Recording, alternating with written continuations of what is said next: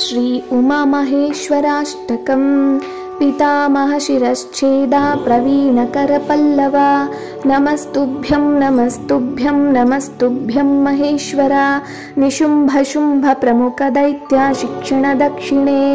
नमस्तुभ्यं नमस्तुभ्यं नमस्तुभ्यं महेश्वरी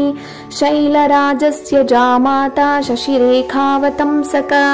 नमस्तुभ्यं नमस्तुभ्यं नमस्तुभ्यं महेश्वरा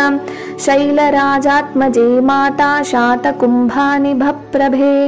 नमस्तुभ्यं नमस्तुभ्यं नमस्तुभ्यं महेश्वरी भूतनाथा पुराराते भुजङ्गामृतभूषणा नमस्तुभ्यं नमस्तुभ्यं नमस्तुभ्यं महेश्वरा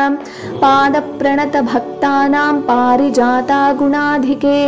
नमस्तुभ्यं नमस्तुभ्यं नमस्तुभ्यं महेश्वरी हालस्येषा दयामूर्ते हालहललसद्गणा नमस्तुभ्यं नमस्तुभ्यं नमस्तुभ्यं महेश्वरा नितम्बिनि महेशस्य कदम्बवननायिके नमस्तुभ्यं नमस्तुभ्यं नमस्तुभ्यं महेश्वरी इति श्रीहालास्यमाहात्म्ये सङ्गीकलकृतम् उमामहेश्वराष्टकं सम्पूर्णम्।